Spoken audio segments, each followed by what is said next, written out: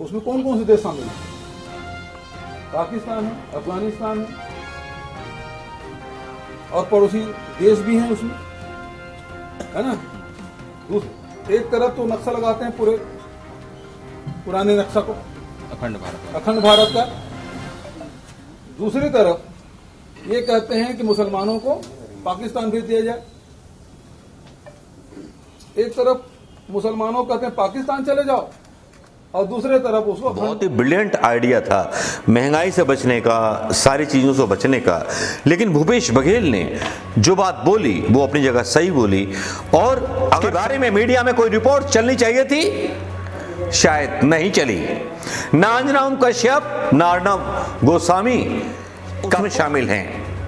अफगानिस्तान, बांग्लादेश या फिर पाकिस्तान, अगर ये सब अखंड भारत है और अखंड भारत बन जाएगा, तब क्या गारंटी है कि दंगे नहीं होंगे।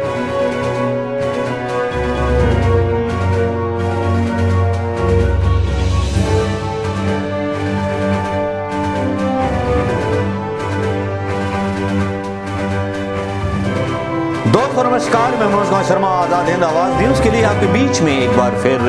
जी हां, बहुत सारी खबरें मीडिया में चल रही हैं, बहुत पुराने नगमे गाए जा रहे हैं।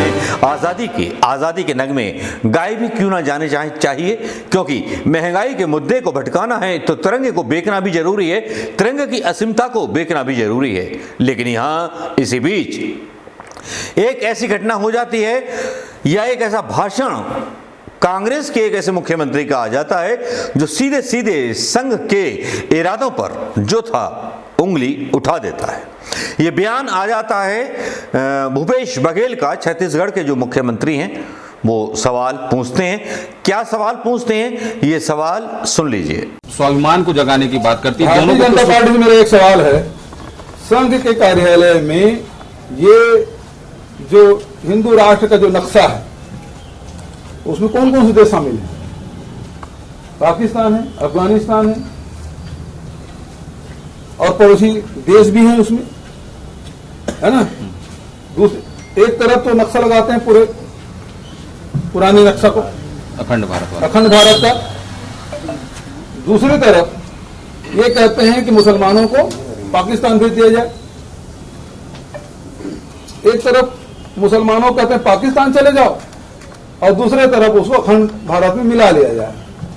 तो ये एक गोरख धंधा क्यों कर रहे हैं आप? अखंड राष्ट्र बनाना, अखंड भारत बनाना चाहते तो यही आ जाएगा और आज जितनी जनसंख्या मुसलमानों तो उससे कई गुना बढ़ जाएगा। फिर तो तुम्हारे अखंड भारत में क्या हुआ? तो ये गुमराह करने, हमेशा षड्यंत्र गुमराह करने का काम करता है। भूपेश बघेल सवाल पूछते हैं कि संघ के कार्यालय में जो अखंड भारत की तस्वीर है वो कौन सी तस्वीर है, वो कैसी तस्वीर है, वो कौन कौन से देश उसमें शामिल हैं? अफगानिस्तान, बांग्लादेश या फिर पाकिस्तान, अगर ये सब अखंड भारत है और अखंड भारत बन जाएगा, तब क्या गारंटी है कि दंगे नहीं होंगे, तब क्या सियासत नहीं होगी। बहुत सीधा सीधा तमाचा मारते हैं भूपेश बघेल। और इसके बारे में भारतीय जनता पार्टी नेताओं के जो थे मुंह में दही जम जाता है। क्या आप लोग इस बात से सहमत हो कि जो भूपेश बघेल ने कहा वो कहीं तक ठीक था, या भूपेश बघेल ने जो कहा उसके बारे में मीडिया में कोई रिपोर्ट चलनी चाहिए थी, शायद नहीं चली। ना अंजनाम कश्यप, ना अर्नब गोस्वामी का पूछता है इंडिया का प्रोग्राम चला। सब नामर्द होकर के तालियां पीट रहे थे या तिरंगे की बेइज्जती देख रहे थे। तिरंगे की वो बेइज्जती जो नजर आई हरियाणा में, जहां कूड़े की गाड़ी में तिरंगे ले जाए जा रहे थे। लेकिन मीडिया का ध्यान इस पर नहीं था। लेकिन शायद आपका ध्यान हो ना हो, लेकिन जब तिरंगे को कूड़ा गाड़ी पर लेके जाया जा रहा था तो रिएक्शंस देखिए पब्लिक के। आपको शर्म नहीं आई? क्या करवा रहे हैं, क्या करवा रहे हैं? देखना एक बार ये झंडा देखो किस चीज में, देखो कूड़े वाली ट्राली में, नगर निगम की कूड़े वाली ट्राली में, जिसमें सुबह सरदार जी बता रहे हैं जिसमें सुबह कूड़ा ढोते हैं और अभी देखो तिरंगे का नहीं वो खुद कह रहे हैं मैं सवेरे कूड़ा ढो के सही है वो खुद बता रहा है। ये नगर निगम के कर्मचारी है देखो ये आ रहा है हाँ भाई साहब सुबह आपने इसमें कूड़ा ढोया है नहीं सर जी सुबह नहीं ढोया और किस टाइम ढोया है सुबह नहीं ढोया कल ढोया है कल ढोया है कल ढोया है क्या बनी तिरंगे पर सियासत तो चली है भारतीय जनता पार्टी ने बहुत भारी कि महंगाई को भुला दें, सबको भुला दें, बस तिरंगा घर घर बंटवा दें। तिरंगा तो जिसकी आत्मा होती है वो खुद खरीदता था। राशन की दुकानों पर तिरंगा बेचने की जरूरत क्या थी।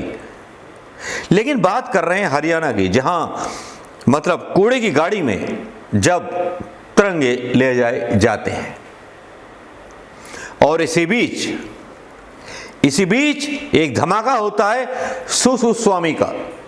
मेरे दोस्त कल्पेश रावल एक लिंक भेजते हैं जिसमें सुब्रमण्यम स्वामी सवाल पूछते हैं भारतीय जनता पार्टी से और प्रधानमंत्री मोदी से, शायद उनको बेनकाब करने के लिए। वो पूछते हैं कि जो आपने वादे किए थे वो पूरे किए कि नहीं किए, रोजगार दिया कि नहीं दिया।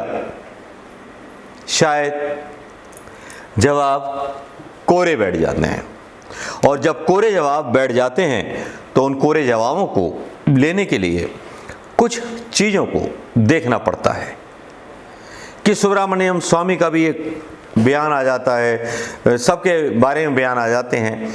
लेकिन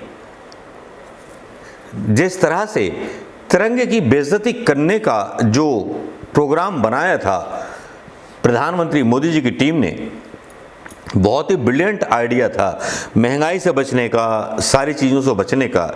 लेकिन भूपेश बघेल ने जो बात बोली वो अपनी जगह सही बोली।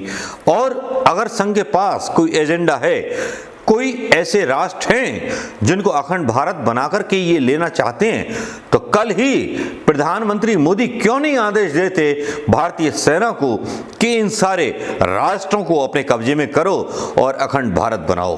क्या इतना दम प्रधानमंत्री मोदी जी में है, या इतना दम इस भारत सरकार में है, या इतना दम अमित शाह में है? प्रधानमंत्री मोदी जी का दम केवल उन स्वतंत्र यूट्यूबर्स पर चलता है जो उनके खिलाफ आवाज उठाते हैं, उन स्वतंत्र लोगों पर चलता है जो सवाल पूछते हैं। हर जगह से दबा दिया जाता है वो मुल्क का हिंदुस्तानी जिसके सवाल पूछने पर घबराया करते थे मोदी जी तुम्हारी तरह फिरंगिस्तानी। दोस्तों, भूपेश बघेल का सवाल क्या बेकार था या कठिन था या कैसा था? जिस तरह से संघी भूगोल पर इन्होंने सवाल उठाए। नमस्कार, जय हिंद दोस्तों।